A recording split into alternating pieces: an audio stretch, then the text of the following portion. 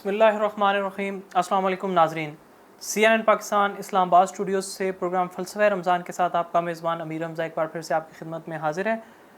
ناظرین، آج ہم جس ٹاپک پر بات کرنے جا رہے ہیں وہ بڑا سنجیدہ ٹاپک ہے۔ آج کا ہمارا موضوع ہے کووڈ-19 اور شرعی احکامات، یعنی کرونا کی کرنٹ سچویشن، اس میں ہمیں جو شرعی احکامات ہیں وہ ہمیں کیا گائیڈ لائنز مہیا کرتے ہیں۔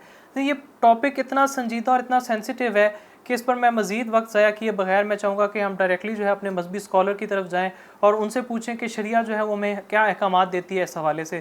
تو میرے ساتھ بات کرنے کے لیے اسٹوڈیو میں جو شخصیت موجود ہیں وہ بلا شبہ کسی تعارف کے محتاج نہیں ہیں، مختلف ٹی وی چینلز پر بھی ان کو دیکھتے رہتے ہیں اور اسی طرح وہ اسلام کی اور شریعت کی باتیں جو ہمیں بتاتے رہتے ہیں۔ ہماری بڑی خوش نصیبی کہ ہماری خصوصی دعوت پر تشریف لائے ہیں جناب علامہ محمد عمران قادری پنجتنی صاحب۔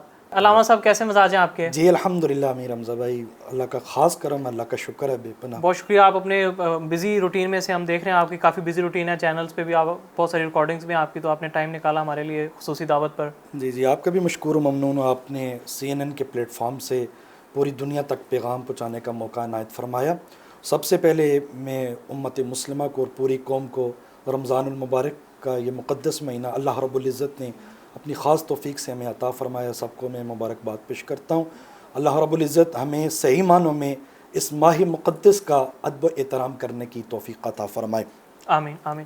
علامہ صاحب، ٹاپک آج کا بہت سینسیٹیو سا ٹاپک ہے، بڑے حالات پوری دنیا میں بھی بہت خراب ہیں اور پاکستان بھی اس مسائل سے دوچار ہے۔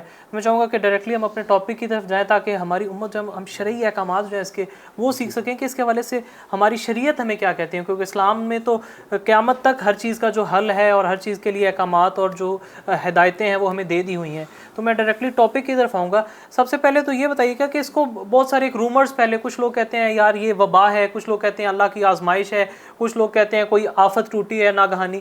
تو ہمیں بیسیکلی ایز اے مسلم ہم اس کو کس کیٹیگری میں رکھیں؟ جی حمزہ بھائی، بہت خوبصورت آپ نے بات کی۔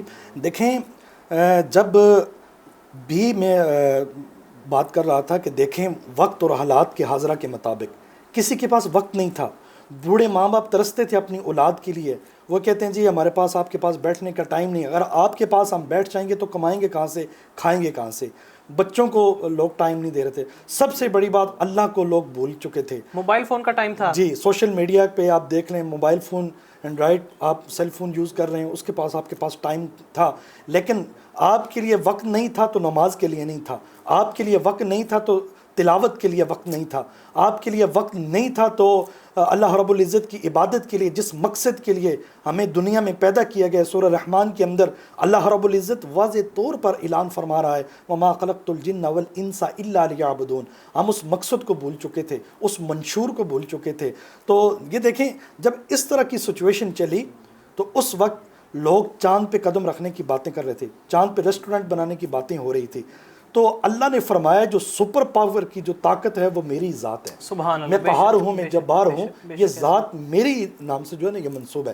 اب دیکھیں، جب ساری دنیا اس وقت سمٹ کے رہ چکی ہے، بے شک ایسے ہی، اب تو دنیا کے پاس وقت ہے، اب تو لوگ جو ہے وہ دین کی طرف پلٹ کے آنا بھی چاہتے ہیں، نماز پڑھنا بھی چاہتے ہیں، لیکن اللہ جب کسی سے ناراض ہوتا ہے تو اس سے سجدہ توفیق چھین لیتا ہے۔ بے شک ایسے۔ علامہ صاحب، بڑا خوبصورت جواب دیا آپ نے، بڑے ہی خوبصورت انداز میں آپ نے اس بات کا جو ہے وہ جواب دیا۔ علامہ صاحب، مجھے یہ بتائیے گا کہ کشمیر میں ہمارے مسلمان بہن بھائی سال ہونے کو آیا، وہ لوگ لاک ڈاؤن کی سچویشن میں بیٹھے ہوئے ہیں، تو کیا یہ ایک اللہ تعالیٰ نے ایک میسیج دینا تھا انٹرنیشنل دنیا کو کہ دیکھیں میرے مسلمان اگر اس سچویشن میں ہیں تو وہ کس کرب سے گزر رہے ہیں، اور میں پوری دنیا کو اس سچویشن میں ڈال سکتا ہوں اگر مسلمانوں پر اسی طرح ظلم ہوتے رہے تو؟ جی حمزہ بھائی، آپ نے بہت ہی اچھی بات کی اور ضرورت بھی اس امر کی ہے۔ دیکھیں، جب مقبوضہ کشمیر کے اندر ظلمتیں، بربریت بڑھ چکی، بچوں سے دودھ کا فیڈر تک چھین لیا گیا، گھروں کے اندر لاشیں پڑی ہوئی تھیں، ان کے پاس دفنانے کی جگہ موجود نہیں تھی، تو اس وقت اقوام متحدہ کے اندر اور UN کے اندر اسمبلیوں میں بڑے بڑے خطابات کیے گئے، اور جی کشمیر کے اندر لاک ڈاؤن کا آج 5واں دن جاری ہے، آج 1 منتھ ہو گیا جی، کسی کے کان تک جوں تک نہ رنگی، وہاں بچیوں کی عزتوں کو پامال کیا گیا۔ دنیا نے کہا جی یہ ان کا آپس کا معاملہ ہے، ہم اس میں انٹرفیئر نہیں کر سکتے۔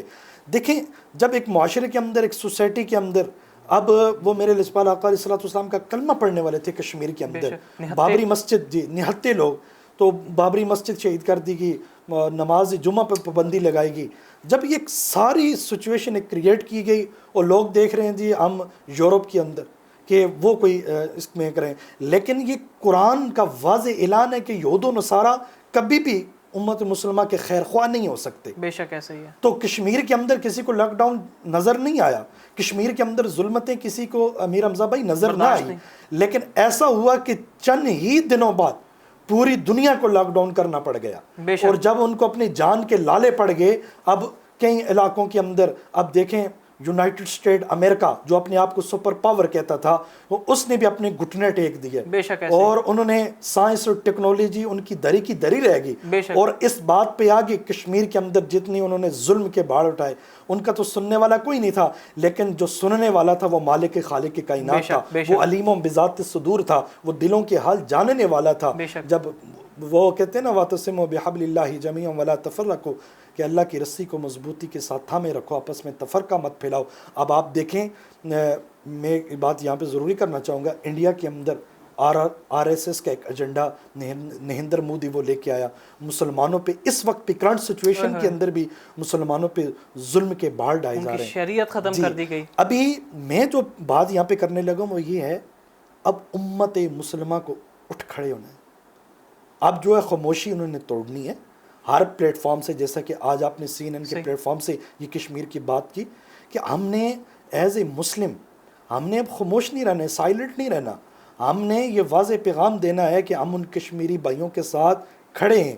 صرف ہمارے جو ہے یہ باتوں تک محدود نہیں ہونا چاہیے, اب پریکٹیکلی ہم نے اس پر عمل کرنا ہے. بالکل صحیح, بالکل صحیح. بڑی خوبصورت بات کی آپ نے علامہ صاحب. اچھا علامہ صاحب, ایک وبا جو ہے وہ پوری دنیا کو جس طرح سے دیکھیں, پاکستان ایک بہت غریب ملک ہے انٹرنیشنل دنیا کو اگر دیکھا جائے, امریکہ جرمنی وہ لوگ بے بس ہیں. پاکستان میں اب یہ وبا کافی پھیل رہی ہے, کافی زیادہ کیسز پاکستان میں بھی اس کے آ چکے ہیں. تو سب سے پہلے تو یہ بتائیں کہ نبی کریم صلی اللہ علیہ وسلم کے دور میں جب عرب سے باہر کچھ وبائیں پھوٹیں تو آپ صلی اللہ علیہ وسلم نے کیا احتیاطی تدابیر جو تھیں وہ اپنائیں ان سے بچنے کے لیے؟ جی حمزہ بھائی بڑی خوبصورت بات کی. دیکھیں جب اس وبا کا آغاز ہوا چین کے ایک سٹی ووہان سٹی سے, تو اس وقت لوگ یہ کشمکش میں تھے یہ بیماری کہاں سے نکلی. اب جتنے بھی ان کے سینئر ڈاکٹر تھے, ان کا محکمہ تھا جو ہیلتھ کا, انہوں نے سر جوڑ لیے. آہستہ آہستہ جب یہ چین سے یہ ٹریول ہوا, یہ وائرس پوری دنیا میں یورپ پہنچا, جو اپنے آپ کو سپر پاور کہتے تھے, انہوں نے جب سر جوڑے تو وہ اس نتیجے پہ پہنچے, میرے نبی کی حدیث ان کے سامنے آ گئی. سبحان اللہ. جب طاعون کی بیماری پھوٹی تو میرے لجپال آقا علیہ الصلوۃ والسلام نے فرمایا کہ جس جگہ یہ بیماری ہو وہاں سے نہ نکلیں. سبحان اللہ. جس جگہ یہ بیماری ہو وہاں پہ نہ جائیں. کیا کہتے ہیں؟ اب بڑے کیمرن ڈیوڈ ایک ان کا ریسرچ تھا, اس کا سٹیٹمنٹ سامنے آیا اور اس نے کہا کہ جو مسلمانوں کے نبی ہیں, جو مسلمانوں کے پیغمبر ہیں, ان کی ایک ایک بات ہمارے سامنے آ رہی ہے. سبحان اللہ. اب تمام امت مسلمہ اور جتنے بھی دیکھیں یہود و نصارہ, اب آپ سوشل میڈیا پہ دیکھتے ہیں, الیکٹرانکس میڈیا تو ہمارا دکھا ہی نہیں رہا, اب وہاں پہ لوگ مسلمان ہو رہے ہیں الحمدللہ. ماشاءاللہ. لجپال آقا علیہ الصلوۃ والسلام کی حدیث مبارکہ ان کے سامنے آ رہی ہے, حضور علیہ الصلوۃ والسلام کا ایک ایک فرمان ان کے سامنے آ رہا ہے. لجپال آقا علیہ الصلوۃ والسلام کے مبارک زمانے میں اتنی جدید ٹیکنالوجی نہیں تھی. آج تو ہم پوری دنیا میں اس وقت ہمارا پیغام جا رہا ہے, لیکن اس وقت سچائی تھی. میرے لجپال آقا علیہ الصلوۃ والسلام کا ایک ایک فرمان اس وقت سچ ہو رہا ہے. تو اس وقت ہماری میڈیا پہ بیٹھ کے دکھا رہے ہیں جی آپ مساجد میں جائیں گے تو آپ مر جائیں گے, آپ مارکیٹ میں جائیں, آپ منڈی میں جائیں, وہاں پہ ہجوم نظر نہیں آتا. آپ یوٹیلٹی سٹور کے سامنے لائنیں لگی ہوئی ہیں, بینک کے باہر لائنیں لگی ہوئی ہیں, وہ ہجوم نظر نہیں آتا. اس وقت ٹارگٹ جو ہے امیر حمزہ بھائی دین کو کیا جا رہا ہے. آپ مسجد میں جائیں گے, مینٹلی طور پہ مسلمانوں کو اتنا ڈسٹرب کر دیا گیا. میں یہ سمجھتا ہوں کہ اس وقت ہماری میڈیا اگر یہ بات دکھائے کہ اس وقت لجپال آقا علیہ الصلوۃ والسلام کی حدیث پہ عمل کر کے یہود و نصارہ وہ مسلمان ہو رہے ہیں, بے شک وہ مسلمان ہو رہے ہیں. آپ جو ہے وہ اللہ کی رسی کو نہ چھوڑیں, آپ کو دین کی طرف پلٹ کے آنا ہوگا. اب جو ہے آپ نے مساجد سے اسپیکروں کو اتار دیا, محراب و منبر کو آپ نے محدود کر دیا, علماء کرام کو اریسٹ کرنا شروع کر دیا. جب وہ بات کر رہے تھے وہ کہتے ہیں جی یہ ایک تو ٹیررزم کی تعلیم دے رہے ہیں, مساجد سے اذانیں بند ہوگی, آپ خطبے آپ کے مختصر کر دیے گئے. اللہ نے فرمایا, دیکھیں جب ساری یہ بات ہو رہی تھی اس وقت جب ادھر سے رسی کھینچی گئی اللہ فرماتے ہیں میں ڈھیل دیتا ہوں. جب یہ ایسا معاملہ ہوا کہ چھتوں پر بھی لوگوں نے اذانیں دینی شروع کر دی, جب وقت تھا کہ مؤذن کی اذان دینے کے جواب دینے کے لیے کوئی تیار نہیں تھا, تو وقت ایسا آیا کہ سارے کے سارے مؤذن بن گئے. بے شک چھتوں پہ اذانیں ہو رہی ہیں, اذان مغفرت دی جا رہی ہے. جی, تو اس وقت دیکھیں یہ جو وائرس ہے یہ بڑا سنجیدہ نوعیت کا ہے, اس کو ہم بالکل اگنور نہیں کر سکتے. بے شک ایسے ہی ہے. دیکھیں لچپال آقا علیہ السلام نے فرمایا آپ 5 وقت وضو کریں, طہارت کو اپنائیں. میرے لچپال آقا علیہ السلام نے جو میپ دیا آپ پریکٹیکل اس کو اپنے اوپر نافذ تو کریں نا. آپ 5 مرتبہ وضو کریں.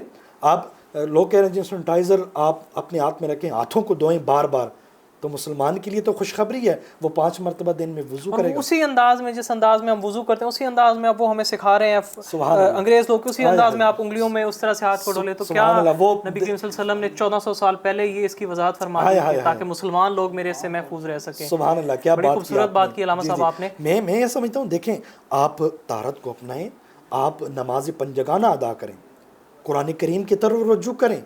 قرآن کریم کے اندر ہر خشک اور تر چیز کا علم آ چکا ہے. اور اسی طرح میں یہاں پہ یہ بات بھی عرض کرتا چلوں کہ دیکھیں جب آپ دین کی طرف راغب ہوں گے, اللہ سے رجوع کریں گے, اللہ قرآن میں اعلان فرما رہے نا وَلَوْ أَنَّهُمْ إِذْ ظَلَمُوا أَنفُسَهُمْ جَاءُوكَ, اے محبوب جب کوئی آپ کا امتی غلطی کر بیٹھے تو آپ کی برگاہ میں آ جائے. سبحان اللہ. تو میں ایک اس دن ٹیلی ویژن پہ ایک میڈیا پہ میں ٹی وی ٹاک شو میں تھا, ادھر میں نے یہ بات کی ہے کہ اس وقت منیمم 57 کنٹریز کے جو امت مسلمہ کے سربراہان ہیں وہ آئیں نا گنبد خضراء کے سامنے آ کے اپنے گھٹنے ٹیکے نا اور عرض کریں اے گنبد خضراء کے مکی, آپ ہی سب کے سننے والے ہیں. بے شک. اغثنی یا رسول اللہ, قلت حیلتی انت وسیلتی ادرکنی یا رسول اللہ.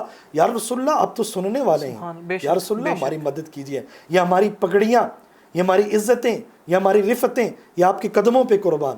بے شک. یا رسول اللہ آپ رحم فرمائیں. تو یہ دیکھیں, تو جب تمام امت مسلمہ حضور علیہ الصلوۃ والسلام کی شریعت مطہرہ کے اندر یہ اپنے آپ کو وابستہ کر لیں گے تو ڈیفینیٹلی اس مرض سے, اس وبا سے بچا جا سکتا ہے. انشاءاللہ. بڑی خوبصورت, بڑی پیاری بات کی آپ, کیا خوبصورت میسج تھا. میں نے اس سے پہلے یہ میسج نہیں سنا کسی جگہ پہ بھی کہ جتنے بھی مسلمان سربراہان ہیں وہ جائیں نبی کریم کی بارگاہ میں, اللہ تعالیٰ کے حضور دعا کریں. مہینہ بھی ایسا قبولیت کا مہینہ ہے, تو ایسے مہینے میں تو خاص کر کے جب مسجد نبی کو بھی بند کر دیا جائے, خانہ کعبہ کو بھی بند کر دیا جائے, اس سے برے حالات مسلمانوں پہ کیا ہو سکتے ہیں. تو ایسے حالات میں مسلمان حکمرانوں کو بالکل آگے بڑھنا چاہیے.